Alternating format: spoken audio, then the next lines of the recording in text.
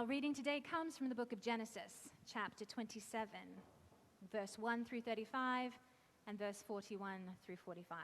It's a long one today, so I'm going to get my water.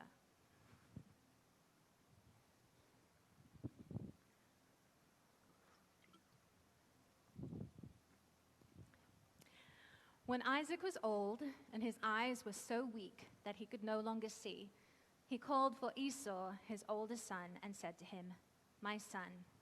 "Here I am," he answered. Isaac said, "I am now an old man, and I don't know the day of my death.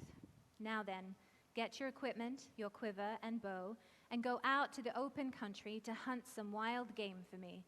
Prepare me the kind of tasty food I like, and bring it to me to eat, so that I may give you my blessing before I die." Now, Rebekah was listening as Isaac spoke to his son Esau. When Esau left for the open country to hunt game and bring it back, Rebekah said to her son Jacob, "Now, my son, listen carefully and do what I tell you. Go out to the flock and bring me 2 choice young goats, so I can prepare some tasty food for your father just the way he likes it. Then take it to your father to eat, so that he may give you his blessing before he dies." Jacob said to Rebekah his mother, "But my brother Esau is a hairy man, while I have smooth skin. What if my father touches me? I would appear to be tricking him and would bring down a curse on myself rather than a blessing." His mother said to him, "My son, let the curse fall on me. Just do what I say. Go and get them for me." So he went and got them and brought them to his mother, and she prepared some tasty food, just the way his father liked it. Then Rebekah took the best clothes of Esau, her oldest son, which she had in the house, and put them on her younger son, Jacob. She also covered his hands and the smooth part of his neck with the goat skins. Then she handed her son Jacob the tasty food and the bread she had made. He went to his father and said, "My father." "Yes, my son," he answered. "Who is it?" Jacob said to his father, "I am Esau, your firstborn. I have done as you have told me. Please sit up and eat some of my game, so that you may give me your blessing." Isaac asked his son, "How did you find it so quickly, my son?" "The Lord your God gave me success," he replied. Then Isaac said to Jacob, "Come near, so I can touch you, my son, to know whether you are really my son Esau or not." Jacob went close to his father Isaac, who touched him and said, "The voice is the voice of Jacob, but the hands are the hands of Esau." He did not recognize him, for his hands were hairy like those of his brother Esau, so he proceeded to bless him. "Are you really my son Esau?" he asked. "I am," he replied.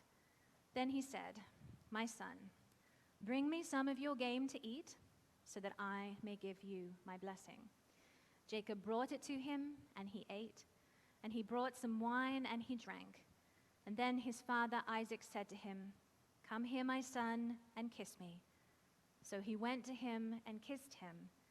When Isaac caught the smell of his clothes, he blessed him and said, "Ah, the smell of my son is like the smell of a field that the Lord has blessed.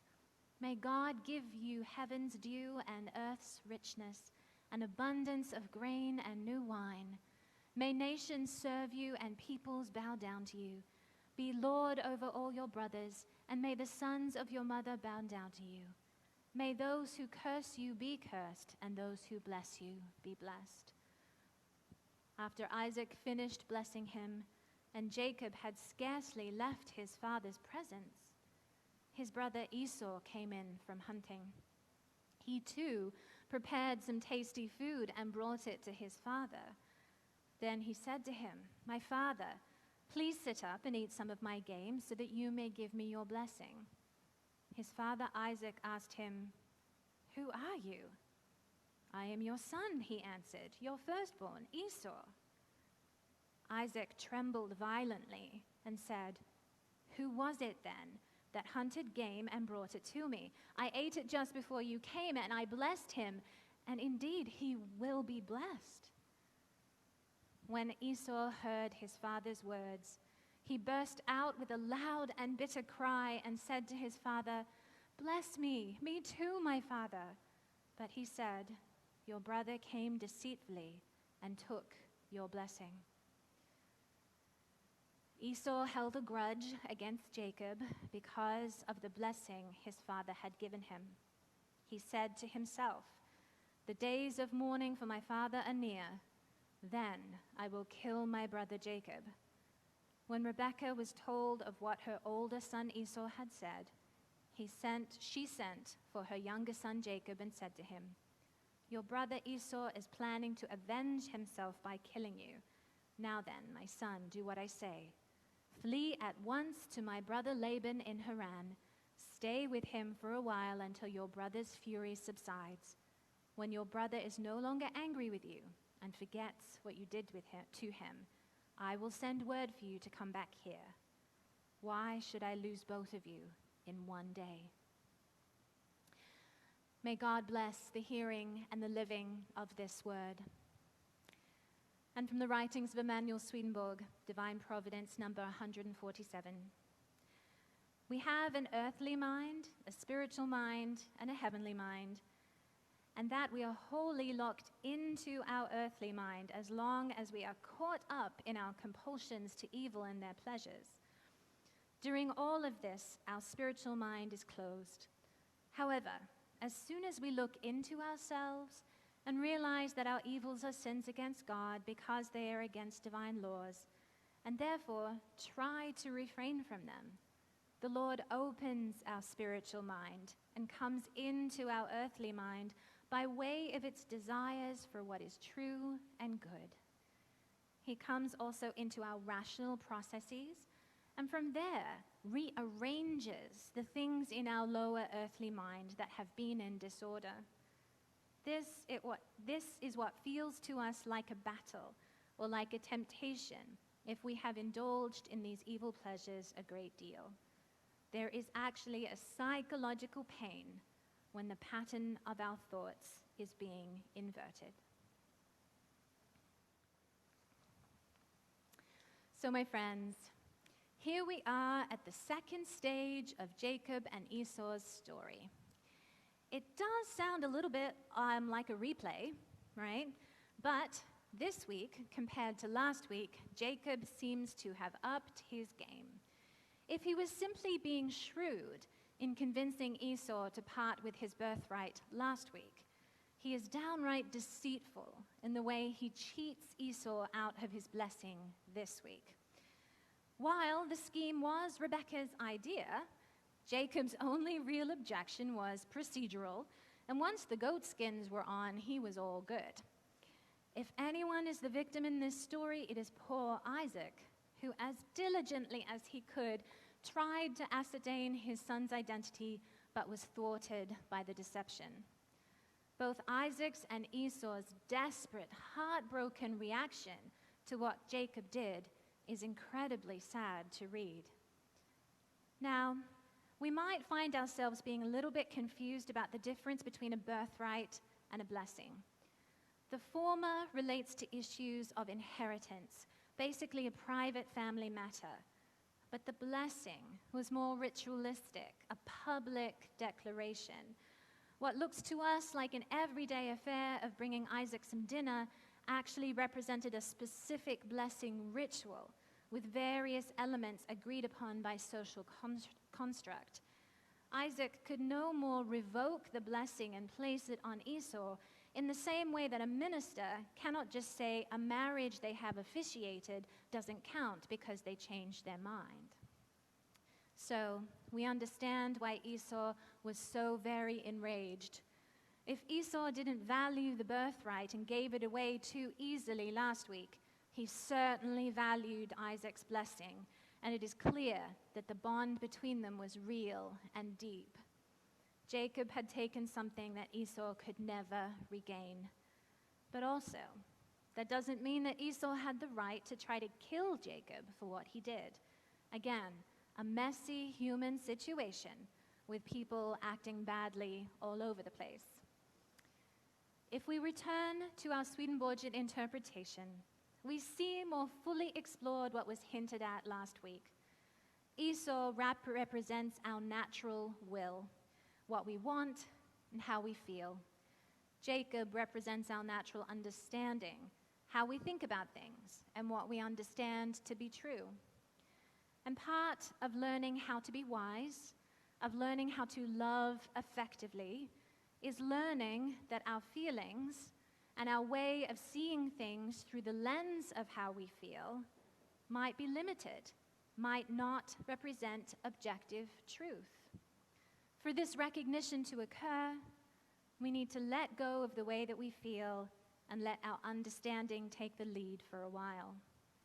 So there's a reason, right, that we have the phrase, look before you leap. Many times, it's just really important for human beings to learn how to create a space between impulse and action, between feeling and thinking. When we are ensconced in our emotions, we don't put much stock in waiting, in thinking things through. We don't really want to. And our emotions don't necessarily care very much about ultimate truth.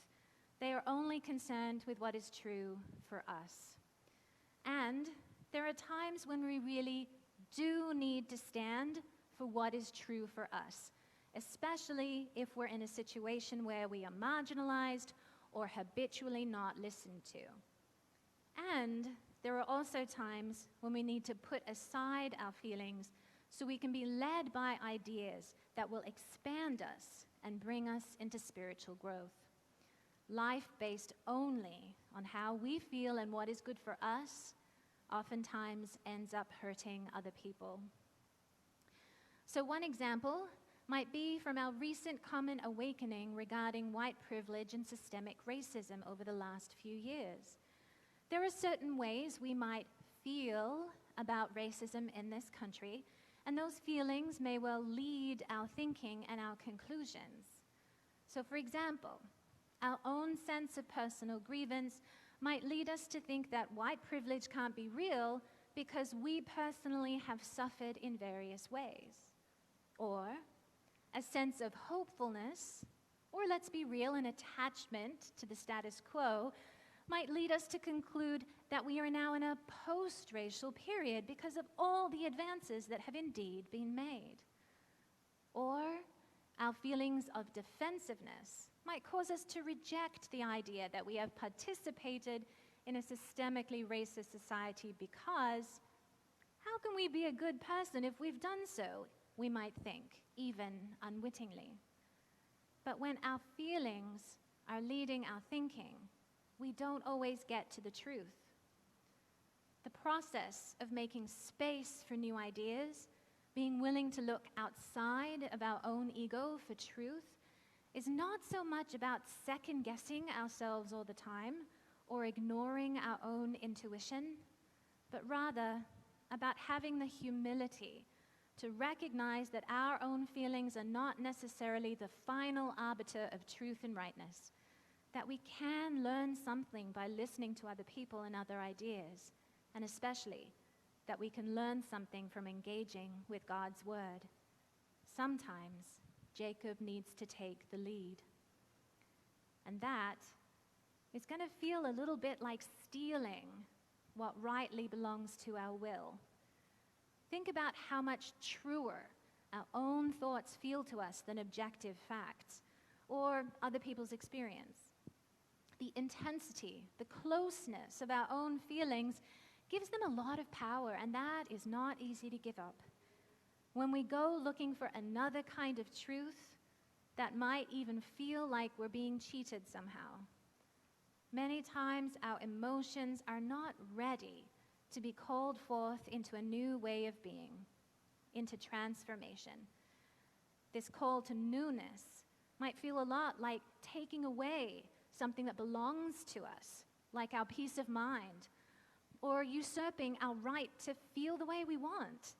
And certainly, we might feel anger if we've been happy with the way things are.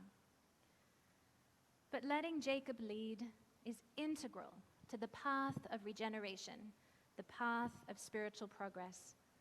All of us are born into the primacy of the Esau mind, and this sense of selfhood, our ability to feel things as a singular person, is a good and righteous gift. But it can also tend towards selfishness if we never learn to look outside of our own experience. God has made each one of us for a heaven of mutual love. We have a selfhood and we have feelings so we can experience the beauty and the joy of heaven by being both recipients and participants in its mutuality. But if we never learn to look beyond our own feelings, we'll never get to the mutual part of it. So God calls us to mutual love over and over again as training for the joy that awaits us. And as we do let Jacob lead, and especially as we learn to remember to let Jacob lead when it's important, it won't feel comfortable. Just as the Jacob and Esau story is wrenching and tense and chaotic. Both Esau and Jacob end up suffering. Jacob is sent far away to his uncle's home. As we stretch our natural understanding, as we search for new ways of thinking about things, we might well feel discombobulated or estranged, like we're living in a foreign land. We heard in our Swedenborg reading that when the pattern of our thoughts is being inverted, when we give up the primacy of our feelings and open up to learning something new, we will feel actual psychological pain. And I think we can all relate to this through our experience. Those times when some new information or a new willingness to listen starts turning us inside out, changing what we thought we knew, and consequently, how we feel and how we act. But this is a good thing, because God is reordering something that needs reordering within us. If we can bear it, then we will be building within us a greater capacity to see the truth with clarity, building within us a greater capacity to love others effectively, and building within us a greater capacity for both wisdom and empathy. Jacob and Esau remained separated for a really long time. And I don't think that needs to be a picture of how we'll always be suffering the psychological pain of letting our thinking be reordered. But I do think it is a picture of how the work of humility is ongoing. Swedenborg writes in relation to this story that the arrival at intelligence and wisdom takes time. And in the meantime, a person is led on by means of those truths to good. And what he means here by good is essentially kindness. The point of this separation of the Jacob mind and the Esau mind is not to demonstrate how bad and wrong we are, but to lead us to kindness, to teach us how to live with kindness. Jacob and Esau do a whole ton of living while they're apart, and eventually they do reconcile. And this is what we'll hear about next week. Amen.